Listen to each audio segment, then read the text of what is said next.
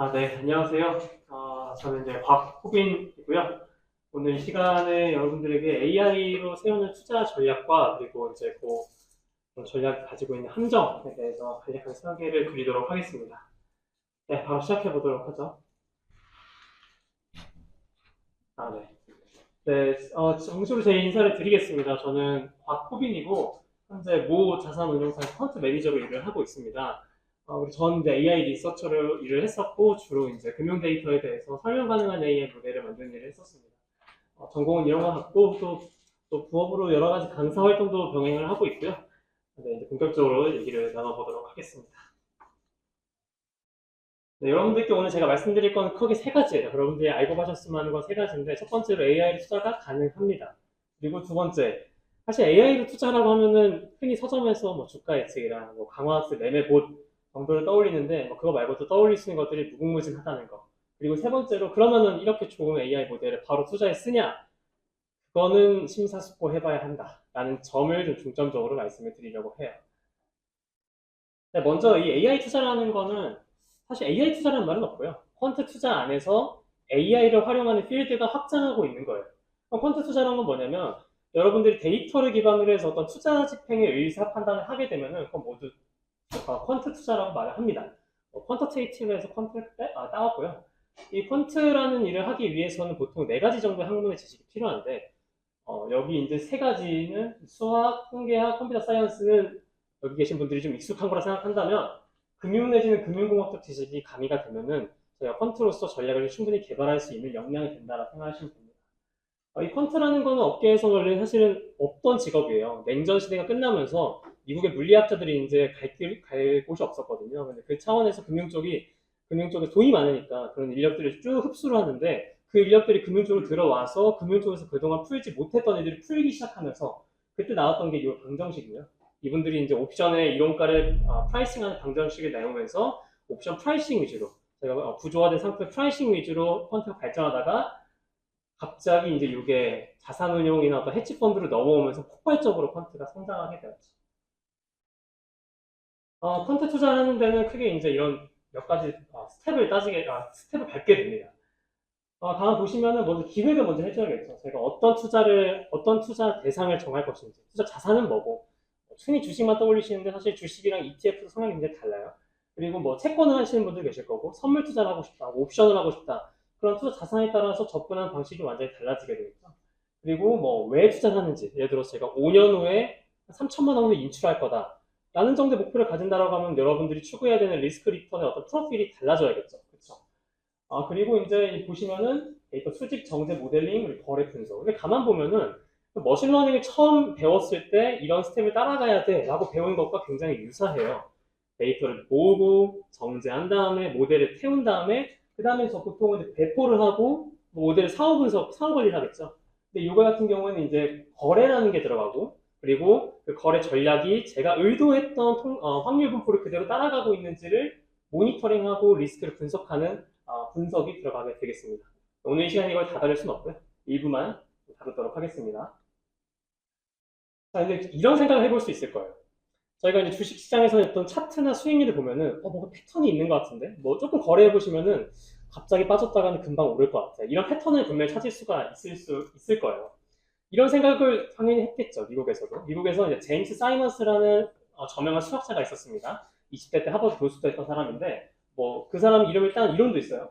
근데 그 사람이 한 40대쯤 돼서 본인이 미국 해군에서 암호학을 연구했던 것으로 이 시장의 어떤 암호를 풀고 싶다는 생각을 가지고 르네상스 테크놀로지라는 헤지 펀드를 만듭니다. 지금 처음 들어보신 분도 많을 텐데, 미국에서 이제 펀트 헤지 펀드라고 하면 1등이고요.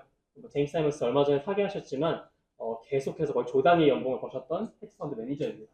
근데 이제 그분이 뭔가 이게 분명히 금융 속에서 이런 시계열적인 시그널이 나오는데 노이즈는 너무 많고 이걸 발라내고 싶었던 생각을 한 거예요. 그래서 무슨 생각을 하냐면 90년대 IBM에서는 그 당시에 기계 번역을 하는 리서치 센터가 있었어요. 음성 인식을 하고 뭐 번역을 하고 이런 연구하는 센터가 있었는데 그쪽 인력을 대거 스카우트를 해갑니다. 그러면서 이 르네상스 테크놀로지가 정말 폭발적으로 성장을 하게 돼요. 뭐, 그럼 혹시 자연어 처음 공부하신 분들은 히든마르코프 모델 이런 거 배우시죠. 뭐 지금은 저는 쓸 일이 없을 수 있겠습니다만 포스태깅 같은 거 할 때는 히든마르코프 모델 많이 썼습니다. 근데 그 히든마르코프 모델에 쓰는 주요 알고리즘 바우멜츠 알고리즘이라 들어보셨을 거예요. 그 바움이란 분이 여기 계신다고 했어요. 네. 굉장히 유명한 수학자들이 여기서 일을 해가지고 어마어마한 컨텐츠 펀드를 키웠죠. 유사점이 없진 않아요. 저희가 흔히 보는 시그널 프로세싱과 퀀트 투자 혹은 주식 투자라는 게 연관점이 분명히 있습니다. 그런 테크닉들을 활용한 사례도 있고요. 자, 이거는 제가 이제 만들어 놓은 전략인데, 여기 이제 보시는 파란색 그래프가 제가 만든 전략이고, 손이 막 떨리네요. 네, 여기 아래에 보시는 주황색 그래프가 나스닥 인덱스 수익률입니다. 자, 근데 이거는 전략을 보면은 굉장히 괜찮아 보이는데, 딥러닝이나 머신러닝 테크닉이 들어가 있지 않아요. 그냥 순수한 통계와 선형대수만으로 전략을 만들었습니다. 자, 근데 요렇게 이제 뭐 보면은 여기 나스닥이 이렇게 80% 빠질 때, 지금은 나스닥이 나스닥 신이지만 2000년대만 해도 이 원금을 지키려면은 이 연금을 회복하려면은 13년이 걸렸어요. 이런 아주 위험한 수단을 이제 충분히 위험 해지하면서 쭉 우상을 그리는 전략을 콘트 투자로 만들 수가 있는 거죠. 자, 그러면 굉장히 좋아 보이죠. 심지어 얘는 머신러닝이나 뭐 그런 것도 쓰지 않았어요. 그럼 여기다 머신러닝이나 딥러닝을 얹으면은 와 폭발적으로 어마어마한 돈을 벌 수 있겠는데? 라고 저도 생각을 했습니다. 뭐 할 수도 있겠죠. 근데 뭐 할 수도 있을 겁니다 분명히. 그런 가능성을 여러분들께 말씀을 드릴 거예요. 자, AI를 여러분들이 투자를 통해 투자라는 공간에서 어떻게 활용을 할 거냐? 그럼 누가 저한테 갑자기 너 AI로 투자 한번 해봐라고 하면은 제가 만약에 금융에 대한 지식이 아무것도 없다면 뭐부터 할 것 같아요? 혹시 여러분들 뭐부터 하실 거예요? 지금 한 50% 이상의 분들이 주가의 책을 떠올리셨을 거예요. 맞죠? 네. 제가 그랬어요. 아니신 분들 제가 그랬으니까. 근데 이제 주가 예측이 뭐 불가능하다, 가능하다 여러 가지 말이 있지만 그거 외에도 할 수 있는 거 굉장히 많아요. 주가 말고 수익률을 예측할 수도 있겠죠. 수익률 예측은 가능합니다. 이건 제가 확실하게 가능하다고 말씀드릴 수 있어요. 그리고 기업의 실적을 예측할 수도 있겠죠. 기업 실적을 예측해서 뭐 합니까? 보통 기업 실적이 뛰는 친구들이 주가가 뛰죠. 네. 보통 주가는 기업의 이익으로, 이익의 함수로서 표현이 되니까. 그리고 기업이 배당에 대해서 내가 예측을 할 수 있겠죠. 네, 코카콜라 같은 기업도 주가 보면은 S&P를 훨씬 상회합니다. 배당 성향이 높은 기업은 주가가 뛰는 성향이 있어요. 그리고 그게 아니라 나는 요새는 뭐 파월 아저씨의 말에 항상 귀를 기울여야 하니까 나는 이코노미 인디케이터 경제 지표를 예측을 할래. 충분히 가능하겠죠. CPI 예측하든지 뭐 GDP 수치를 예측하든지 그거 예측해서 뭐 합니까? 제가 예를 들어서 만약에 CPI가 3개월 대비 얼마만큼 빠졌을 때 주식이 들어간다. 뭐 이런 식의 룰을 세웠을 때 그걸 훨씬 보강할 수가 있겠죠. 그렇죠? 그리고 이제 뭐 볼라틸리티라는 변동성을 예측할 수도 있을 겁니다. 시장에서는 변동성이라는 거는 수익률이 얼마만큼 이렇게 편차가 있게 움직이는지를 표현하는 건데 하나의 자산이기도 합니다. 변동성 자체에 투자를 할 수도 있어요. 그럼 변동성 예측하면은 뭐 주식이 조금 변동성이 커질 때 해지를 할 수도 있겠지만 변동성 자체에 투자하는 상품 선물에 내가 투자를 할 수도 있겠죠. 그 외에도 이제 뭐 이런 분류에 해당하는 접근할 수도 있을 겁니다. 뭐 변동성이 커질 것 같은 급락을 할 것 같은 국면을 제가 레이블링을 미리 하고 레이블링 하는 거 어렵지 않잖아요. 그러니까 제가 쭉 보고 여기 급락 국면이네 쭉 색칠하고 그렇죠. 그런 식으로 해서 머신러닝 모델 학습시켜가지고 분류 모델을 학습시킬 수도 있겠죠. 그게 아니라 포트폴리오의 비중을 산출할 수도 있을 겁니다. 예를 들어서 제가 지금 이 시간 이후로 다음 한 달 동안 보유할 어떤 종목을 제가 선택해놨어요. 5개 선택을 해놨는데 이 5개의 비중이 다음 한 달 동안 제가 원하는 지표가 굉장히 개선될 수 있는 비중을 만들어내 라고 하면은 못할 거 없죠. 딥러닝이든 머신러닝이든 못할 거 없습니다. 이거 외에도 이제 클러스터링 같은 걸 할 수도 있어요. 뭐 클러스터링은 어떻게 하느냐, 어디에 쓰느냐, 페어 트레이딩이라는 어떤 트레이딩 기법이 있는데 한국에서 개인 투자분들이 하기는 좀 어렵긴 합니다. 뭐 프라이스의 움직임이 거의 비슷하게 움직이는 애들이 가끔 가다가 노이즈에서 벌어지거든요. 그럼 일반적으로 벌어졌으니까 다시 모이겠지라는 기대를 할 수 있어요. 그럼 이제 프라이스가 같이 움직일 것 같은 애를 통계적으로 클러스터링 할 수가 있겠지만 뭐 이런 딥러닝이나 뭐 그런 머신러닝 기법을 활용해서 클러스터링을 해가지고 그 두 개 페어를 잡아서 올라갔던 애들은 제가 매도를 치고 내려갔던 애들은 이제 수렴할 거니까 올라갈 거니까 매수를 미리 하고 이런 포지션을 잡을 수도 있겠죠. 자, 그리고 이제 오른쪽에 보이는 이 그림은 뭐냐면 이거는 이제 뭐 알파 디자인 혹은 팩터 디자인이라고 부르는 겁니다. 예를 들어 이런 룰을 저희가 만들 수 있을 거예요. 지금 여기도 잘 안 보이는데 룰이 엄청 길어요. 뭐랑 뭐의 종가가 코릴레이션이 몇 이상이고 그거에 선형계수 막 결합을 해가지고 뭘 했을 때 그러다 뭐 역술치학 어쩌고저쩌고 엄청 복잡하게 했을 때 이렇게 해서 나온 시그널로 매수를 했더니 성공적이었다 라는 패턴을 제가 만약에 하나를 발견한 거죠. 근데 그건 제가 지금까지 지금 말한 것도 엄청 복잡하잖아요. 종가랑 고가랑 뭐 사실 그리고 되게 임의적이지 않나요? 근거가 있다고 하기가 어렵죠. 그냥 과거에 좋았다? 앞으로도 좋을 거란 보장은 없죠. 근데 누군가 이런 생각을 할 수 있겠죠. 과거에 좋았어. 앞으로 좋을진 몰라. 근데 이틀은 좋지 않을까? 그러면은 이런 공식을 기계를 써가지고 몇십만 개 만들면 되겠죠. 네, 그런 게 바로 이제 이런 팩터 디자인, 알파 디자인입니다. 그래서 이 다이어그램 보면은 오퍼레이터랑 뭐 팩터, 뭐 시가, 종가, 고가, 거래량 이런 것들 막 섞어요. 그래서 막 오퍼레이터랑 막 그런 재료들을 다 넣어가지고 얘가 무한한 어떤 요리를 계속 만들어내는 거예요. 거기다 계속 투자를 해보는 거죠.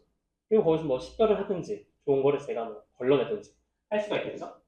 그리고 옵티멀 디시전이라 해서 흔히 아는 저희 강화학습을 통해서 자동 매매를 하는 봇 같은 게 이제 옵티멀 디시전에 해당하는 영역일 겁니다. 혹은 뭐 프라이싱을 할 수도 있겠죠. 옵션 프라이싱을 뭐 정확하게 해가지고 옵션을 보통 저희가 기초자산 포트폴리오를 해지를 하는데 사용을 하는데 해지라는 비율을 결정하기 굉장히 어려운 일이거든요. 그냥 옵션이라는 거는 변동성이 커지면 굉장히 위험한 상품이기 때문에 쉽게 들어갈 수는 없어요. 그렇다고 너무 작게 들어가면 해지 효과가 떨어지거든요.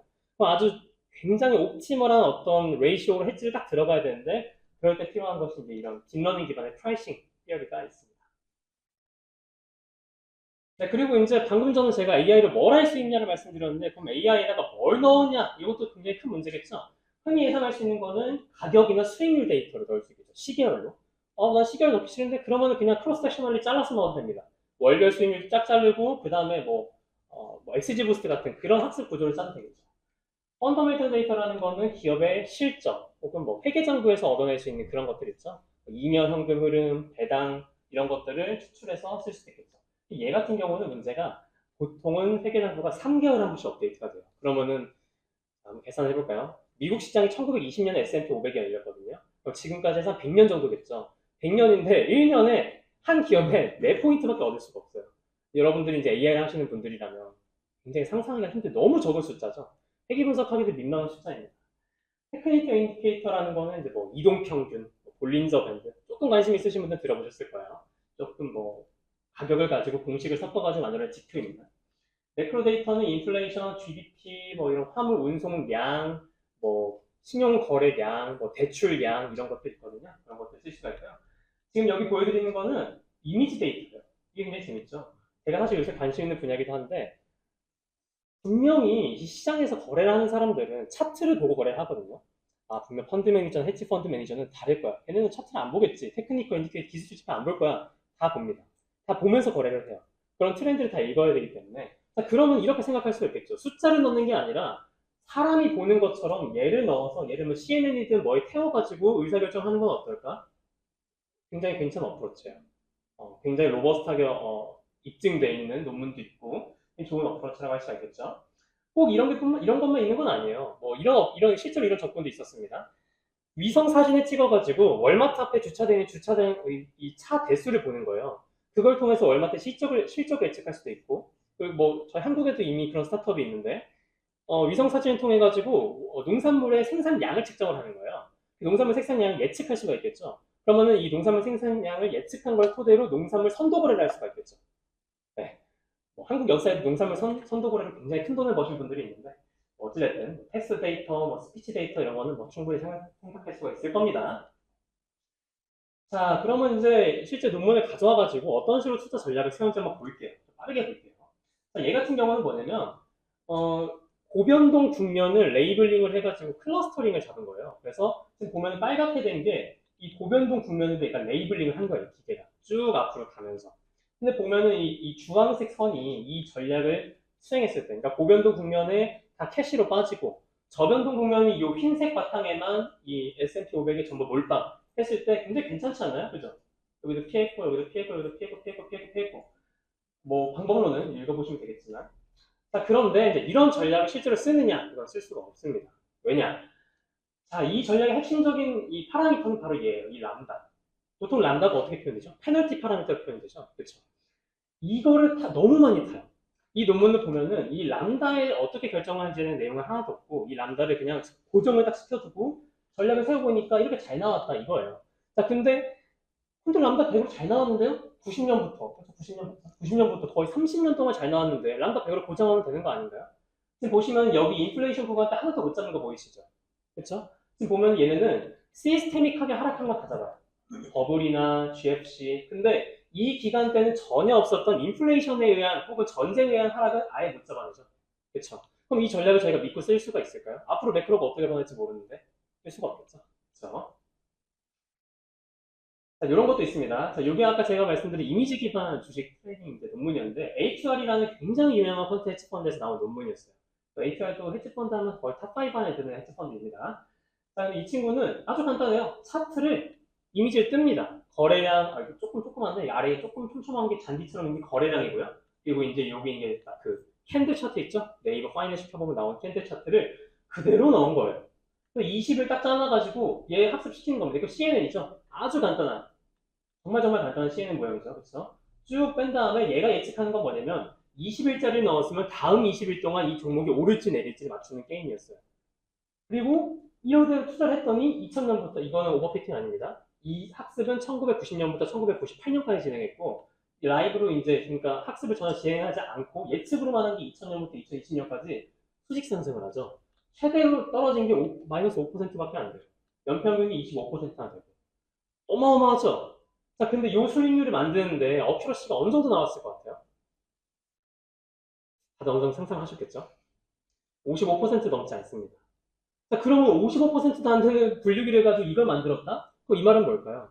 투자를 엄청 많이 했다는 거예요. 그러니까 저희가 지금 그냥 뭐 켜가지고 한 20개 들고 있는 이런 게 아니라 몇백 개를 계속 가지고 있는 거예요. 그럼 실제 투자 가능할까요? 개인의 입장에서, 뭐 기관 입장에서 관리할 수도 있겠죠. 근데 개인의 입장에서는 관리하기가 사실상 불가능합니다. 그럼 55%의 확률을 믿고, 오케이, 난 이거 20개 뽑았어. 20개로 간다. 할 수 있을까요? 못합니다. 그래서 이런 AI 기반 투자 전략을 볼 때는 이런 것들을 굉장히 잘 따져보셔야 한다는 거. 이 친구 같은 경우는 사실은 공매도도 들어갔어요. 그래가지고, 한국에서 공매도를 하려면 선물 투자를 해야 되죠. 선물 투자는 거래량이 낮은 종목일수록 위험해집니다. 그래서 실질적으로는 굉장히 좋은 아이디어지만 개인 투자를 하는 건 조금 어려울 수가 있겠다. 그리고 이제 이런 전략을 받았을 때 저희가 떠올려야 되는 거는 이런 브래드캠 같은 걸 써가지고 과연 어디 패턴을 보고 얘가 이런 판단을 했는지를 알아내야 돼요. 그리고 그게 이 사람의 직관과 맞는지도 봐야 돼요. 이런 생각할 수도 있겠죠. 아니 근데 사람의 직관을 왜 맞아야 돼? 기계가 사람보다 더 잘할 수 있는 거 아니야? 근데 이게 참 재밌는 게요. 이 금융시장이라는 거는 이 플레이어들이 따라가는 어떤 트렌드를 따라갈 수 있어야 되거든요. 예를 들어서 금융시장에서 이 퀀트 투자가 굉장히 좋아 보이는데 아직도 마이너한 이유가 뭘까요? 대다수가 아직도 가치 투자 내지는 그런 저희가 흔히 아는 그런 금융 이론에 기반한 투자를 하기 때문에 그 사람들이 오케이 오를 거야라고 매수 포지션에 들어가면은 제가 퀀트 투자를 해가지고 오케이 이건 안 돼, 이건 매도해야 돼라고 해봤자 그 사람이 매수 플로우가 올리면은 그 종목은 오를 수밖에 없거든요. 그러면은 거기서 이제 인사이트를 얻어가지고 과연 이렇게 얘가 AI가 뭔가 차트를 봤다 하더라도 얘가 이 직관이 얘가 본 지점이 사람이 납득할 수 있는 지점을 보고 판단한 건지를 반드시 볼 수 있어야 됩니다. 그냥 결과만 보고 투자한다? 이건 조금 위험한 선택일 수가 있겠죠. 네, 그리고 뭐 종목별 유동성 같은 것도 충분히 확인을 해야 할 거고요. 네, 마지막 리서치 케이스는 이제 이 친구는 엔드-투-엔드 포트폴리오 옵티마이제이션을 해가지고 포트 최적화라는 거를 엔드-투-엔드로 해요. 포트폴리오라는 거는 저희가 가지고 있는 투자 가능한 자산의 풀이고요. 그럼 제가 만약에 뭐 애플, 테슬라, 뭐 이상하지만 현대, 기아 이렇게 들고 있다 칩시다. 그럼 4개 종목을 제가 투자를 할 건데 비중을 정해야겠죠. 100%에 제가 뭐 100%라 치고 테슬라에 50, 뭐에 20, 현대에 10, 뭐 기아에 5, 뭐 이렇게 투자하겠죠. 이 비중을 결정하는 문제를 저희가 포트폴리오 최적화라고 부릅니다. 전통적으로는 이 포트폴리오 최적화하기 위해서는 재료가 두 가지 필요해요. 이 자산들의 기대 수익률과 자산들 간의 공분산이 필요해요. 이 두 가지만 있으면 최적화를 할 수가 있습니다. 자, 그런데 이 기대 수익률을 보통 어떻게 모델링 하느냐? 과거 수익률을 가져와가지고 평균을 때려요. 공분산 역시 그냥 과거 수익률 가져와서 공분산. 자, 그러면은 제가 그렇게 데이터를 가져와가지고 최적화를 시킨 포트 비중은 사실은 과거 수익률에 최적화된 포트폴리오 비중이겠죠. 이게 미래에도 지속될 거라는 담보할 수가 없겠죠. 예를 들어서 테슬라가 이번에 확 뛰었어요. 제가 한 5일 정도의 수익률만 가져와서 기대 수익률 추정했어요. 테슬라는 변동성이 크기 때문에 내일 당장 폭락을 해도 뭐 아무도 뭐 이상하다 생각하지 않을 겁니다. 자, 그런 포트폴리오 비중을 그대로 쓸 수가 없겠죠. 그러면은 이 딥러닝 모델, 지금 LSTM인데 LSTM한테 그러면 내가 앞으로 다음 한 달 동안 투자를 할 건데 이 4가지 종목에 다음 한 달 동안 진짜 괜찮게끔 비중을 짜줘라고 말을 하는 거예요. 그럼 그 괜찮게끔의 기준이 뭐냐? 저희가 학습을 할 거면 로스 펑션이 있어야 되는데 뭐 기준 설정하기 나름입니다. 여기서는 샤프 비율이라고 썼어요. 샤프 비율은 이 포트폴리오의 리스크 분의 기대 수익률. 되게 직관적이죠. 리스크 분의 기대 수익률이니까 리스크는 낮으면 좋고 기대 수익률은 크면 좋은 거니까 이 샤프 레이쇼를 네거티브로 바꾼 다음에 미니마이즈 시켜버리면은 샤프 비율이 맥시마이즈 되겠죠. 그렇죠? 그러니까 기대 수익률은 커지고 리스크는 적어지고 저희가 굉장히 좋아하는 그런 프로파일이 나올 겁니다. 자, 이렇게 해가지고 투자해보니까 이 파란색 선이 나와요. 2014년부터 한 10년 정도 투자를 했더니 연평균 수익률도 괜찮고 최대 낙폭이 조금 크긴 하지만 샤프 비율이 보통 1만 이상 넘어가도 괜찮다고 보거든요. 그래서 이거 나쁘지 않아요. 이 친구는 자산도 많이 안 썼어요. 주식, 채권, 원자재, 그냥 변동성 자산. 네 가지밖에 안 썼는데 나쁘지 않죠. 자, 그런데 제가 그럼 이걸 쓸 거냐? 쓰기가 어렵습니다. 왜 쓰기가 어렵느냐? 그러니까 기간이 너무 짧아요. 10년 가지고는 택도 없습니다. 여러분들이 분봉 데이터로 할 게 아니라면은 이 10년 정도의 일간 데이터로는 너무 짧아요. 짧은 이유가 뭐냐? 지금 2014년부터 2020년까지는 상승만 했거든요, 주식시장이. 그리고 2021년에 잠깐 하락을 했지만 그 이후도 계속 상승만 했어요. 지금 다시 상승만 하고 있죠. 그러면 저희가 원하는 어떤 배드 타임스에 대한 기록이 아예 없는 거예요. 얘가 정말 안 좋을 때, 쇼크가 있을 때 어떻게 행동할까에 대한 정보가 없는 거죠. 투자하기가 어렵겠죠. 그리고 사실 이제 이런 전략을 까보면은 이 포트폴리오 비중이 너무 극심하게 변합니다. 이번 달은 주식이 90, 다음 달은 뭐 채권 80 이런 식으로 변하기 때문에 이걸 여러분들 금액이 커지게 되면은 시장이 이걸 소환하기가 어렵고 그리고 개인 투자 입장에서도 비중이 너무 커지면 거래세가 너무 커지게 되죠. 그렇죠? 특히 한국은 거래세, 뭐 수수료, 증거사 수수료도 크잖아요. 그렇죠? 그런 문제가 또 있을 수 있습니다. 자, 그래가지고 제가 오늘 여러분들께 진짜 핵심적으로 말씀드리고 싶었던 건 바로 이 네 가지예요. 그럼 여러분들이 이 딥러닝 기반이든 머신러닝 기반이든 투자 전략을 받았을 때 뭘 볼 거냐? 뭘 보고 어떤 기준으로 얘를 투자를 진짜 할지 말지 결정할 거냐? 첫 번째는 이 수익률의 리스크 프리미엄, 이 수익률이 어떤 리스크를 적길래 수익률이 이렇게 컸는지를 어디서 그게 왔는지를 알아내야 해요. 근데 가만 생각해 보면은 딥러닝 기반으로 제가 투자를 세웠는데 얘가 뭘 보고 이렇게 수익률이 나왔는지 알 수가 있나요? 라고 물어볼 수도 있겠죠. 블랙박스인데. 자, 그러면 저희가 어떻게 해야 되냐면 이 금융시장에 수익률을 설명한 여러 가지 요인들이 있어요. 밝혀진. 뭐 주식으로 따지면은 모멘텀, 혹은 뭐 밸류, 뭐 이런 사이즈 같은 거는 시가총액이 작을수록 수익률이 크다. 뭐 이런 요인들인데 그런 요인들과 얘를 뭐 회귀 분석을 해보든 해가지고 이 제가 만든 전략이 이렇게 밝혀져 있는 요인과 얼마만큼 닮아 있는지를 알아야 돼요. 이렇게 했을 때 장점은 뭐냐면 분명히 이 요인들도 좋을 때가 있고 안 좋을 때가 있거든요. 모멘텀 같은 경우는 쭉 좋다가 급락이 오면은 망가져요. 사이즈는 최근엔 작동을 잘 안 하고요. 밸류 같은 경우는 급락을 했을 때 어느 정도 괜찮은 부분이 있어요. 자, 이렇게 어느 정도 성질을 가지고 있는 팩터에 대해서 제가 회귀 분석을 이 전략에 대해 해보면은 이 전략이 어느 때 잘 작동하고 어느 때 조금 리스크가 커질 수 있는지를 알 수가 있겠죠. 그렇게 원천을 파악할 수가 있어야 하고요. 그리고 이 전략의 수익이 미래에도 지속이 가능한가? 자, 이것도 정말 어려운데 어떻게든 간접적으로 알아내야 합니다. 예를 들어서 이 전략의 수익률이 디케이 되고 있지는 않은가? 보통 머신러닝이나 딥러닝 기반으로 전략을 짰을 때 머신러닝이 거의 사용되지 않았던 1990년부터 2000년 초반의 수익률이 가장 좋아요. 아이러니하죠. 네. 그리고 뭐 사이즈가 작을수록 뭐 수익률이 크고 뭐 이런 패턴들이 있는데 그럼 제가 만든 전략이 그런데 노출되어 있지는 않은지 그리고 혹시 퀀트 투자를 조금이라도 해보신 분들은 이런 걸 많이 해보셨을 거예요. 이동평균 뭐 이걸 크로스 했을 때 진입을 하고 팔고 사실 이동평균 윈도우 몇인데 20일도 있고 21일도 있고 25일도 있고 그걸 다 해봐요. 1000번, 10,000번 해봅니다. 그러다 하나가 좋은 게 나와요. 오케이, 내가 정말 황금을 찾았다 라고 생각할 수 있겠죠? 그걸 저희가 데이터 스누핑이라고 부릅니다.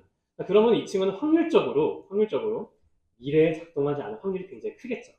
데이터 스누핑을 뭐 걸러낼 수 있는 테크닉들은 통계에도 여러 가지 많아요. 뭐 화이트 리얼리티 체크 테스트라든지 혹은 옛날에 모델에 많이 썼던 Superior Predictive Ability 테스트라든지 리얼리티 체크 테스트라고 치면은 많이 나올 수가 있을 겁니다. 그리고 아까 말씀드렸던 배드 타임스를 포함하고 있는지 2000 초반에 IT 버블이 깨졌던 게 들어가 있는지 혹은 인플레이션 구간에 포함하고 있는지 원자재가 뭐 망가졌을 때가 들어가 있는지 이런 것들을 포함하고 있어야겠죠. 그리고 중요한 건 투자가 가능한가. 제가 투자를 하고 싶은데 이게 한국에 없을 수도 있거든요. 그래서 제가 퇴직연금 계좌에서 하고 싶어요. 퇴직연금 계좌에서는 해외 상장 ETF 안 되죠. 근데 제가 테스트를 했는데 다 해외 상장 ETF였어. 그럼 투자가 안 되는 거죠. 아주 간단하지만 중요한 부분입니다. 유동성은 괜찮은지. 이게 시가총액이 작을수록 잘 돼요, 전략이. 왜냐면 갑자기 막 상한가 찍고 이러니까. 재밌고. 근데 그 친구들 제가 원할 때 뺄 수 있을까요? 무섭지 않을까요? 물렸는데 거래량이 없어. 제가 나오질 못해요. 그런 게 백테스트 공간에서는 당연히 다 된다고 가정을 하겠죠. 바로 빼고 넣었다 빼고. 장난 아니죠. 근데 그렇게 했을 때 증권 거래세나 수수료, 그리고 유동성 문제, 이런 것들을 반드시 체크를 해줘야 됩니다. 자, 그리고 이제 퀀트 투자할 때 몇 가지, 치우쳐져 있는 편향들 소개하고 마무리 짓도록 하겠습니다. 먼저 백테스트 함정. 자, 여기 보면은 이 그래프는 이 X축이 백테스트를 얼마만큼 많이 했는지예요. 오른쪽 갈수록 많이 한 거고, 이 위는 성과 지표입니다. 보면은 우상향을 하죠. 백테스트 시도를 많이 할수록 수익률은 좋은 게 발견될 수밖에 없어요. 그렇죠? 제가 이거 안 되네, 안 되네, 안 되네. 계속 뭔가 바꿔보겠죠. 하다 보면은 올라갈 수밖에 없습니다. 자, 그러면은 이 금융시장은 데이터가 노이즈가 시그널 대비 너무 많기 때문에 그냥 정말 과거에만 작동하는 미래의 확률 분포에는 절대 작동할 수가 없는 전략을 고르기가 십상이에요. 오버피팅이라 그러죠. 특히 뭐 아까 말씀드린 룩백 윈도우 이 수익률을 제가 기대 수익률 추정하는데 얼마만큼의 개수를 가져서 수정할 거냐 1년치를 볼 거냐 2년치 볼 거냐 3년치 볼 거냐 뭐 1024일 볼 거냐 뭐제 마음인데 거기에 오버피팅이 아주 빈번하게 발생할 수 있겠죠. 자, 이거를 방지하려면 어떤 걸 할 수가 있느냐 모형을 여러 개 만들고 앙상블을 시킬 수 있어요. 단순 평균을 친다든지 아니면은 모형의 수익률을 쭉 보고 거기에 미디안을 보는 거예요. 그 미디안을 보고 얘가 어느 정도 추세를 따라가는지 이 미디안을 봐도 얘가 우상향을 하는지 이런 걸 볼 수가 있는 거겠죠. 아까 말씀드린 합리적인 근거 얘가 왜 수익률이 잘 나오는지 단순히 뭐 여러 가지 이 테크니컬 기술주 지표를 조합해서 잘 나왔다? 이거는 전략으로서 쓸 수가 없습니다. 또 하나는 이제 앞으로 가면서 파라미터를 계속 제가 최적화할 수도 있을 거예요. 그러니까 파라미터 튜닝 하듯이 그렇게 할 수도 있겠죠. 워크보드 옵티마이제이션을 부르고요. 뭐 또 하나는 백테스트 자체의 오버피팅이 될 확률이 얼마만큼 산재에 있는지를 추정하는 방법론도 있어요. 그리고 제가 백테스트를 해가지고 얼마만큼 성과가 부풀려졌는지를 통계적으로 추정하는 방식들도 있습니다. 또 하나는 매트릭스 함정이에요. 이건 굉장히 재밌는 문제인데 예를 들어서 제가 급락 국면을 맞추는 클래시피케이션 모델을 만들었어요. 급락 국면이라는 건 IT 버블 때 망가진 거, 뭐 최근 코로나 이런 것들이 있을 수 있겠죠. 해보니까 어큐러시가 80%가 나왔네. 근데 어큐러시뿐만 아니라 F1 스코어도 80이 나왔어요. 괜찮죠? 괜찮죠? 뭐 아까도 50 몇 %도 썼다 했잖아요. 그럼 충분히 쓸 수가 있겠죠. 근데 사실은 따져보면 실패성이 굉장히 높습니다. 자, 왜냐? 이게 왜 그러냐면 이게 제가 이제 이 주식시장을 보고 고변동 국면, 저변동 국면을 레이블링을 해보면은 고변동 국면은 지속되는 경향이 있어요. 예를 들어서 IT 버블 때 쭉 빠지고 3년은 지속돼요. 코로나도 쭉 빠지고 한 3개월, 4개월은 지속이 되거든요. 근데 가만 보면은 얘는 빠지고 반등하거든요. 반등 국면까지도 고변동 국면이 작아요. 사실 저희가 원하는 거는 아주 단기간에 플래시 크래시하는 한 달 정도만 딱 잡길 원하는 거죠. 그쵸? 제가 장담하는데 이런 모델은 그 빠지는 국면을 절대 못 잡아요. 그리고 빠진 상태에서 얘가 횡보를 하든 상승하는 그 남은 고변동 국면을 다 잡은 거예요. 그러면 몇 개만 못 잡고 다 잡은 거니까 어프로치 높고 F1 스코어도 높겠죠. 근데 이걸 투자에 쓸 수는 없겠죠. 그렇죠? 매트릭스 함정에 빠질 수가 있다는 거. 그래서 이런 것들 그냥 조심을 해야겠죠. 그럼 이걸 어떻게 방지를 해야 되느냐? 솔직히 말씀드리면 저는 아직도 이건 모르겠어요.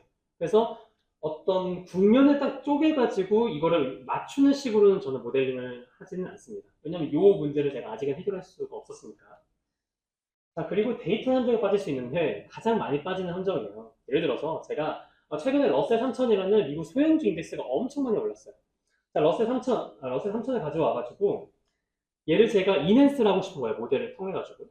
근데 사실은 S&P 500이든 러셀 3000이 나스닥 100이든 S&P 500이라고 한다면 그 S&P 500을 구성하는 500개의 종목이 지금은 알 수 있거든요. 지금 시점에 500개가 뭐가 들어있는지는 알 수가 있어요. 근데 1990년에 뭐가 들어있는지 2000년에 뭐가 들어있는지를 인덱스 사이 요청하지 않는 이상 개인이 받을 방법은 거의 없습니다.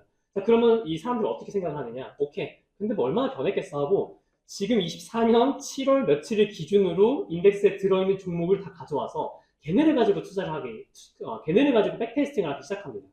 자, 그런데 지금 이 세계에서 가장 큰 미국 시장에 S&P 500이 들었다는 거는 얘가 상장하자마자 우선향을 했다는 거예요. 그럼 사실은 얘는 그냥 투자하면 올랐다는 거거든요. 이런 식으로 하면은 저희가 올바른 백테스트를 했다고 할 수가 없습니다. 이 그래프를 보시면은 이게 다 그거예요. 제가 아까 말씀드린 방금. 그렇게 해서는 안 되는 케이스. 얘는 이제 실제로 인덱스인 거죠. 보면은 엄청나게 오르죠? 이게 실제 수익률인데. 그쵸? 왜냐하면 서바이벌십 바이어스를 제가 범했기 때문이에요. 이미 생존해 있는 애들은 강했기 때문에 생존한 거죠. 이 어마어마한 시장에서 다 생존을 하는 기업이니까. 근데 제가 놓친 거겠죠? 그쵸? 그래서 이런 식의 실수를 아주 범할 확률이 높다. 이렇게 하게 되면은 제가 아까 전략의 리스크 프리미엄이 어디서 왔는지, 얘가 어느 팩터와 닮았는지를 알아야 한다. 예를 들어서 볼라틸리티가 낮은 종목이 보통 볼라틸리티가 높은 종목보다 좋은데, 그런, 금융학자들에서 밝혀진 패턴들이 있어요. PBR이 낮으면 좀 좋고, 사이즈가 시가총액이 좀 낮으면 좋고, 이런 것도 좀 밝혀진 패턴이거든요. 그게 안 먹혀요. 그게 안 먹히기 시작해요. 이런 식으로 하게 되면은. 그래서 이제 백테스팅 유니버스는 반드시 제가 투자를 집행하는 시점에 상장된 애들로만 해야겠죠. 그렇죠? 예를 들어 이런 겁니다. 제가 애플이랑 구글 이런 기업들 있죠. 그렇죠? 애플이랑 구글을 가지고 있으면 어마어마하게 올랐을 텐데 사실 애플이랑 구글이나 이런 기업들이 마이크로소프트나 포함해서 1990년대에 그 정도 스펙을 가진 회사는 굉장히 많았어요. 근데 살아남은 건 3개죠. 나머지는 다 없었죠. 그렇죠? 그렇기 때문에 이 서바이어십 바이어스가 이 백테스팅에 어마어마한 왜곡을 범할 수 있다는 거. 자, 마지막으로는 이 루커헤드 바이어스라는 겁니다. 자, 이거는 전략의 과거 성과를 테스트할 때 계산 시점보다 뒤의 시점을 데이터를 참조할 때 발생해요. 자, 예를 들어서 제가 CPI를 가지고 미국 인플레이션 지표인 CPI를 가지고 투자를 한다고 칩시다. CPI가 3개월보다 얼마만큼 뛰었을 때 난 들어가고 빠지고 이런 걸 제가 막 룰을 만들었어요. 해보니까 어마어마하게 괜찮아. 자, 그런데 여기서 놓치는 게 뭐냐면 CPI는 매달 수정이 돼요. 과거 값이 전부 수정이 돼요. 지금 보시면 이거는 미국의 신규 주택 거래 매크로 지표거든요. 이 파란색이 여러분들이 흔히 매크로 지표 보시는 데이터고 이 주황색이 그냥 발표 시점에 딱 가지고 있는 러 데이터예요. 수정이 하나도 안 돼요. 엄청 다르죠? 그쵸? 근데 대부분은 이 파란색을 보고 룰을 만들어요. 얘가 빠지면 난 들어갈 거고. 사실은 그게 아닌데. 사실은 이 주황색을 보고 하는 게 맞는 거죠. 그쵸? 이렇게. 기업의 실적도 마찬가지죠. 기업 실적도 나오고 조금 수정되는 경향도 있고. 그러면은 딱 제가 투자를 하는 그 시점에 가장 최신의 정보를 가지고 와야 되는 거죠. 또 흔히 많이 범하는 게 NLP 여러분들 할 때 기사 쭉 크롤링 해가지고 센티멘트하고 기사 수정되죠. 그죠? 그럼 이 수정됐다는 거는 그 시점에 기사가 작성된 일자랑 그 수정된 일자랑 좀 다를 확률이 높아요. 그러면 이미 이 루커헤드 바이어스를 범했기 때문에 수익률은 뻥튀기 될 수밖에 없어요. 또 하나는 챗GPT를 가지고 난 투자를 할 거야 해가지고 얘한테 막 물어봐요. 야, 룰을 만들어줘 해가지고 백테스트 해줘 하니까 얘가 2000년부터 기가 막힌 수익률을 만들어 왔어요. 자, 그런데 이 챗GPT는 이미 2022년까지 정보를 다 알고 있죠. 근데 걔가 2000년에 가가지고 당연히 IT 버블 때 테크주를 살까요? 안 사겠죠. 코로나 급락금액 그 주식을 할까요? 채권하겠죠. 다 알고 있는데, 그쵸? 네, 그런 것들 다 루커앤 바이어스 중에 하나입니다. 방지를 좀 해줄 수 있어야겠죠. 최근에 하버드대에서도 그런 LLM에 존재하는 그런 루커앤 바이어스를 발라내는 방법론들이 나오고 있습니다. 이런 식으로 데이터 함재에 빠질 수 있다는 거 말씀을 드리고요. 거의 이제 마무리될 때가 되었는데요. 추가적으로 여러분들이 조금 고려해야 될 거는 거래를 얼마만큼 빈번하게 할지. 난 분봉 단위로 할 거야. 난 틱 단위로 할 거야.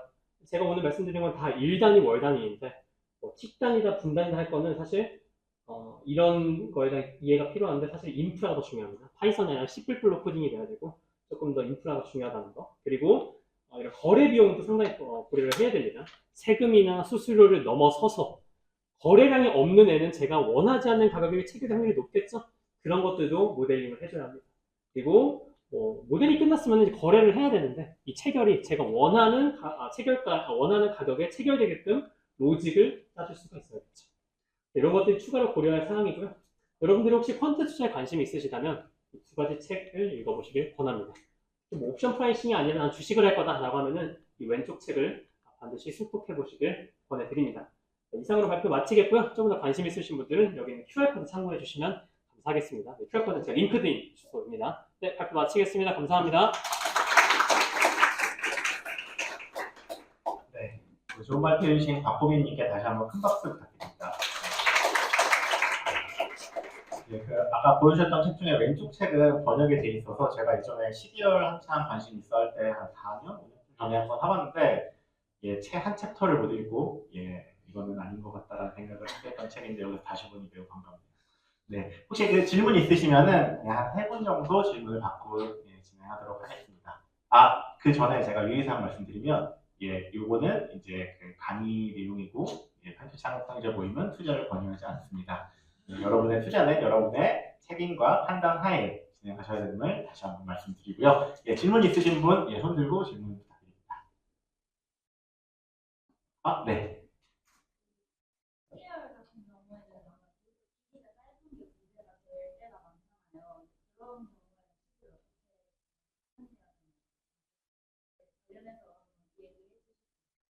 아, 네.